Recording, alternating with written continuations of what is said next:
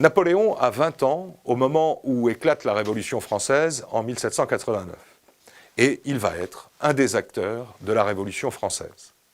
En 1789, il est officier d'artillerie, participe à la répression de quelques manifestations, puis il va partir en Corse pour essayer de faire la Révolution dans son île natale. Il assiste, par exemple, lors d'un de ses voyages à Paris, à la prise des Tuileries le 10 août 1792, qui va entraîner la chute de la royauté. Mais Napoléon est désormais engagé dans la Révolution, aux côtés des révolutionnaires les moins modérés.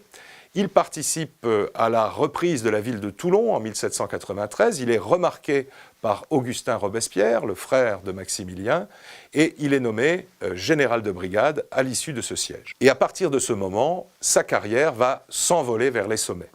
Il est successivement général en chef de l'armée de l'intérieur, c'est-à-dire l'armée qui défend Paris en 1795, général en chef de l'armée d'Italie, 1796-1797, avec toute une série de victoires et la conquête de tout le nord de l'Italie, puis général en chef de l'armée d'Orient, celle qui part à la conquête de l'Égypte, en 1798 et 1799. Lorsqu'il rentre à Paris en octobre 1799, il apparaît donc comme un général de la République. Et c'est en tant que tel qu'il va participer au coup d'État du 18 Brumaire en 8, celui qui va créer le régime du consulat dont Napoléon sera le chef. Alors on se demande souvent si Napoléon a finalement trahi la Révolution. Lui-même a toujours dit qu'il l'avait continuée, qu'il l'avait stabilisée et qu'il l'avait simplement organisée.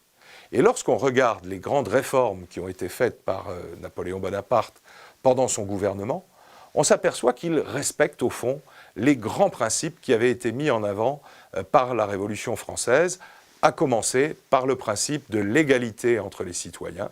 Napoléon disait toujours, les Français sont très attachés à l'égalité, beaucoup moins attachés à la liberté.